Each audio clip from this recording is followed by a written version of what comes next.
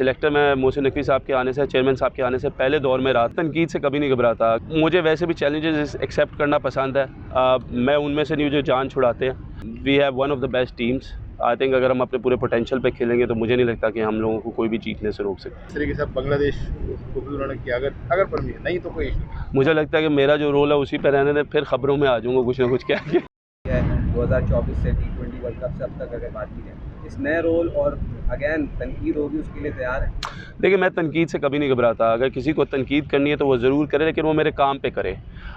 मुझे उस पर ज़्यादा खुशी होगी, मैं उसमें से कुछ पॉजिटिव निकालूंगा। लेकिन अगर ये समझ के करें कि जी मुझे कुछ बहुत ज़्यादा नवाजा जा रहा है या चीज़ों पे किया जा रहा है, तो मेरा ख्याल है कि वो चीज़ें नहीं होंगी। सिलेक्टर मैं ज़रूर रहा था। मैंने पहले भी कहा कि सिलेक्टर मैं मोहसिन नकवी साहब के आने से, चेयरमैन साहब के आने से पहले दौर में रहा था, और फिर मैं उसी सिलेक्शन कमेटी का हिस्सा बना।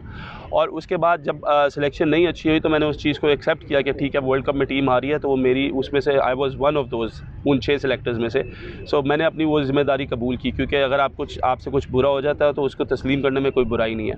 जहाँ तक रह गई दूसरे रोल्स की बात, अगर आप बात करें चैम्पियंस कप की बात करें, तो चैम्पियंस कप एक पीसीबी का इनिशिएटिव था जो मेरे आने से पहले जो था वो चल रहा था। मुझे सिर्फ जब वो रोल दिया गया वो इसलिए दिया गया क्योंकि हमारे जो मुल्क के नामवर खिलाड़ी थे, जिस तरह शुएब मलिक हैं, वक़ार यूनुस है, मिसबाह उल हक वगैरह सरफराज थे, इन सब के साथ कम्युनिकेशन रहे और इनके साथ बड़ी कम्युनिकेशन है, ताकि अगर इनको यहाँ पे कोई प्रॉब्लम्स आएँ, इनका चैम्पियंस कप था उसमें कोई प्रॉब्लम्स, कोई इश्यूज़, कोई चीज़ें हो, तो वो मैं बेहतर तरीके से उनसे उनकी जो बातचीत है और जो उनकी कन्वर्सेशंस है और उसको चीज़ें को अच्छे तरीके से हैंडल कर सकता था। सो जब वो टूर्नामेंट पीसीबी ने शुरू किया, उन्होंने ही ख़त्म कर दिया, तो ऑब्वियसली वो रोल ऑटोमेटिकली ख़त्म हो जाता है। सो आई थिंक कि मैंने ऐसे ही कहा कि तनकीद बराए तनकीद ना करें, तनकीद करें, I will take that positively. मुझे कोई फ़र्क नहीं पड़ता तनकीद का। एज आई सेड, तनकीद करने वाले हैं, कुछ प्यार करने वाले हैं, कुछ नफ़रत करने वाले हैं। किसी का, अगर मुझे कहना नहीं चाहिए, लेकिन अगर किसी का मेरे नाम लेने से उनकी चीज़ें बेहतर होती हैं या उनकी व्यूअरशिप बेहतर होती है तो प्लीज़ गो फॉर इट। एक अगेन आप लोगों के पास मौका, प्लीज़ उसके लिए दोबारा जाएँ। में सारी मैचेस हैं तो फिर इंडिया के खिलाफ देखिए, I wish them all the very best. I think we have one of the best teams. I think अगर हम अपने पूरे पोटेंशियल पे खेलेंगे तो मुझे नहीं लगता कि हम लोगों को कोई भी जीतने से रोक सकते। जिसकी आप बात कर रहे हैं कि डॉट बॉल ना हो, वो किस तरह ख़त्म होगी जब मैचेस नहीं मिलेंगे इतने ज़्यादा? देखिए, बिल्कुल होना चाहिए। आई थिंक इसके ऊपर जो हमारा वुमेंस डिपार्टमेंट है अंडर मैडम राफिया, वो इस पे काम कर रही हैं। हम लोगों के इस दफ़ा T20 टूर्नामेंट भी होगा हमारा, इस वक्त वनडे टूर्नामेंट भी हुआ। हम लोग और टूर्नामेंट्स की भी बात करें जो हम खेले जाएँ। आई थिंक कि हमारे जो मैचेस पीछे रिसेंटली रहे हैं कुछ अरसे में, वो इतने ज़्यादा नहीं थे जिसको हम बैक कर सकें। और सारी बात है, जितनी आप क्रिकेट खेलते हैं, जितने मैचेस खेलते हैं, उतने आप स्किलफुल होते हैं, उतनी आपको गेम अवेयरनेस आती है। तो इंशाल्लाह इन चीज़ों पर काम हो रहा है आई थिंक, और ये और बेहतर होगा। और होपफुली चेयरमैन साहब जो थे, उनसे इन बच्चियों ने कहा भी था, तो उन्होंने कहा था कि हम इंशाल्लाह कोई ना कोई लीग ज़रूर कराएंगे। तो hopefully there will be something in the pipeline.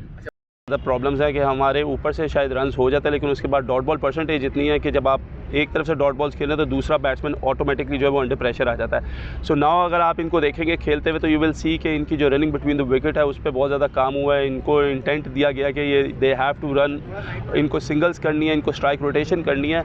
जब स्ट्राइक रोटेशन होगी बहुत कम तो एज अ बैट्समैन आपके ऊपर भी प्रेशर आता है और ओपोनेंट के ऊपर, जो आपके सामने खेल रहा है, उसके ऊपर भी प्रेशर आता है। तो उसमें होता क्या कि जब एकदम स्कोर करने जाते हैं तो एकदम से पजल होते हैं और मैच जो है ना उसमें अपनी विकेटें दे देते हैं और मैच एट टाइम्स जीती हुई पोजीशन से भी हार जाते हैं। तो ये सारी अवेयरनेस की बात है एज आई सेड कि इनको हम लोग उसके ऊपर काम करें, इंशाल्लाह बेहतरी नज़र आएगी आप लोगों को।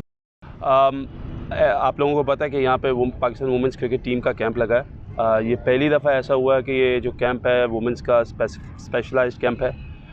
इसमें हम लोग इनकी स्किल्स के ऊपर, इनकी फ़िटनेस के ऊपर, इनकी फील्डिंग के ऊपर, गेम अवेयरनेस, हर एक चीज़ के ऊपर काम करें।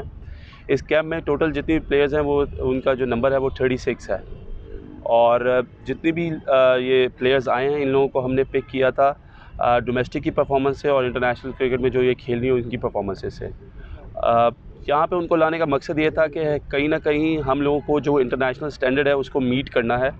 तो उसके लिए हम लोगों को इनके ऊपर काफ़ी टाइम, मेहनत जो है वो दरकार है। और जिसके लिए हमारी टीम है जिसमें हमारे इमरान फ़रद बैटिंग कोच हैं, अब्दुर्रहमान बॉलिंग कोच, उनके साथ हमारे मोइन ट्रेनर है, निसार हमारे हाई परफॉर्मेंस लाहौर के कोच साथ हमारे साथ हैं, अब्दुल मजीद जो है वो हमारे साथ फील्डिंग कोच है।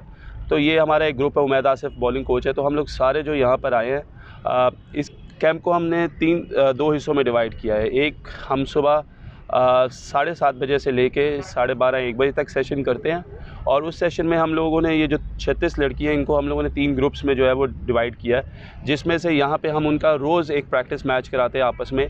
और एक जो टीम होती है वो वहाँ पे स्किल्स कर रही होती है दूसरे ग्राउंड पे NBC पे। अच्छा, वहाँ पे जो नेट्स हैं उनमें हम उन्हें 5 स्पेशलाइज्ड नेट्स करवा रहे हैं, जिसमें हम लोग उनको बॉलिंग मशीन में पावर हिटिंग की प्रैक्टिस करवा रहे हैं। उसके बावजूद हम लोग उनको स्लैब में जो उनके शॉट्स हम लोगों ने जो बैट्समैन समझते हैं जिनको फ्रंट फुट बैक फुट के जो इश्यूज़ हैं वो वहाँ पे रिजॉल्व कर रहे हैं। प्लस एक स्पिनर्स का नेट है, एक फास्ट बॉलर्स का नेट है और एक स्किल्स नेट है जो आप उसके साथ स्टिक के साथ यूटिलाइज़ करें। सो एटलीस्ट एक प्लेयर को तकरीबन एक पेयर को जो है वो 1 घंटा सवा घंटा जो है वो बारी मिलती है। जैसे ही वो वहाँ से स्किल्स ख़त्म करते हैं वो यहाँ से ओवल में आ जाते हैं। ओवल में आके 2 टीमें जो आपस में खेल रही होती हैं उनके हम 15-15 ओवर के मैचेस करवाते हैं, जिसमें उनका जो टारगेट है मिनिमम वो 140 चेज़ करना है। सो हम लोगों को जो सबसे बड़ा इशू आया वो ये इशू आया कि जब हम लोगों ने इन लोगों के स्टैट्स देखे तो इंटरनेशनल क्रिकेट में, वनडे क्रिकेट में इन लोगों की जो डॉट बॉल परसेंटेज है दैट इज़ मोर देन 60%, और जो T20 में डॉट बॉल परसेंटेज है दैट इज़ ऑलमोस्ट 55%।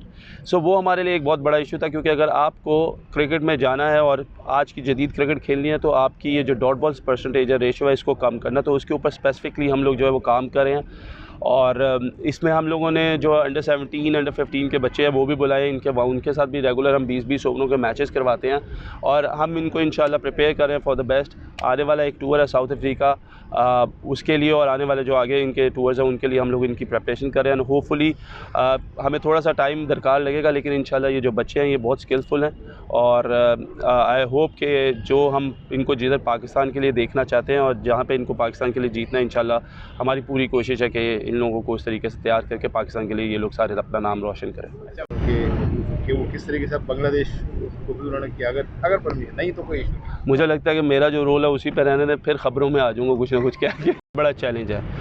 सो देखिए, मुझे वैसे भी चैलेंजेस एक्सेप्ट करना पसंद है। मैं उनमें से नहीं जो जान छुड़ाते हैं। यहाँ पे आए हैं, मेरी टीम आई है, हम लोग दिन रात बैठते हैं, उनके ऊपर बात करते हैं, शाम में उनके जिम सेशंस करवाते हैं, वहाँ पे उनके फील्डिंग का घंटा सेशन होता है। इसके अलावा एक हम लोगों ने पूल इंस्ट्रक्टर रखी है जो उनको स्विमिंग पूल में ट्रेन कर रही है। सो हम लोग पूरी हर एक एक्सपेक्ट को कोशिश करें कि हम थोड़ा थोड़ा करके करें। I think it was a good time of. Chairman साहब का भी शुक्रिया, मैडम राफिया का भी शुक्रिया, जिन्होंने हमें ये अपॉर्चुनिटी दी कि हम लोग यहाँ पे 1 महीना जो है ये कैंप जो है वो कर सके, इन लड़कियों के साथ काम कर सके। और मुश्किलें ज़रूर हैं लेकिन इंशाल्लाह हम लोग ओवरकम ज़रूर। मैंने वो 112 हैं और आज के दौर में अगर हम देखें तो 112 रन या 115 रन की एवरेज पे आप कभी भी मैच नहीं जीत सकते, ओकेजनली जीत सकते हैं। इसलिए जब हम इनको इन कैंप में लेके आए हैं तो हमारा टारगेट है, जब भी हम 20 ओवरों का मैच खेलते हैं इनको पता है कि इन्होंने 160 एटलीस्ट चेज़ करना है। और बड़े मैचेस ऐसे हुए हैं जिसमें इन लोगों ने उस टारगेट के करीब पहुंची है, एक आधे मैच में उस टारगेट को अचीव भी किया। अगेन मैच प्रैक्टिस है, मैच सिनेरियो, जो एक डर खौफ होता है जाके इंटरनेशनल में अपने आप को एक्सप्रेस करने का, वो इनके अंदर था क्योंकि इनके मैचेस इतने नहीं थे। दे वर नॉट श्योर कि हम लोग शॉट्स खेलें, किस तरीके से खेलें। तो अब हम उनको इन सारी चीज़ों के ऊपर अवेयरनेस दे रहे हैं। Hopefully we will see a difference. आज भी हमारा रात को अंडर लाइट्स मैच है जो हम लोग खेल रहे हैं लड़कों के साथ, उसमें भी हमारा यही टारगेट होगा कि एटलीस्ट हम 160 जो है वो चेज़ करें। सो इस तरह की हम इन्हें टफ़ कंडीशंस में रख रहे हैं और टफ़ ओपोनेंट्स के ख़िलाफ़ खिला रहे हैं ताकि इनका माइंड जो है वो उस तरीके से हम प्रिपेयर कर सकें और इंशाल्लाह होपफुली वी बिलीव कि इन लोगों में जो बेहतरी है वो ज़रूर आएगी। हमारे कोचेज़ जो हैं वो जब हम आए हैं हम लोगों ने चीज़ों को बहुत हम लोगों ने जो इनका टूर्नामेंट था डोमेस्टिक, उसको वहाँ पे जाके बैठ के एक बॉल को हम लोगों ने मैच देखा है। उसमें हमने जो गलतियाँ थी, जो खामियाँ थी, उनको निकाला। अब इस कैंप में उन खामियों पे बात करते हैं, उनसे उनको बताते हैं कि खेलने का तरीक़ेकार कैसा है, किस तरीके से हमने चीज़ों को बेहतर करना है। आई थिंक अगर हम ओवरऑल देखें तो फील्डिंग का इशू था। अगर आप देखें होंगे अभी तो आपको नज़र आया होगा कि थोड़ी सी एफर्ट्स में उनकी इंटेंट में एक डिफरेंट आया। इनकी इंटेंट जो है वो उसको चेंज करने की कोशिश करें, इनकी सोच को बदलने की कोशिश करें। आई थिंक अगर आप किसी चीज़ की तरफ पढ़ें तो उसको थोड़ा सा टाइम ज़रूर लगता है लेकिन रिज़ल्ट आना शुरू हो जाते हैं। So we are positive. हम लोगों ने इसको एज कि हम चैलेंज करते हैं। हम लोग हर रोज़ एक नई सोच के साथ आते हैं इस कैंप में। हम लोग कोशिश करते हैं कि हम लोगों को तकरीबन 1% इम्प्रूवमेंट अगर इनसे रोज़ मिल जाए, सो आई थिंक वो 1% जो है वो काफ़ी चीज़ों को बेहतर करती जाएगी। लेके जाने और कितना मुश्किल हो गई? देखिए, ये चैलेंज तो एक बड़ा चैलेंज है। जैसा मैंने कहा कि डॉट बॉल परसेंटेज का मतलब है कि अगर आप 300 बॉलें खेलते हैं वनडे में और उसमें से आपकी एक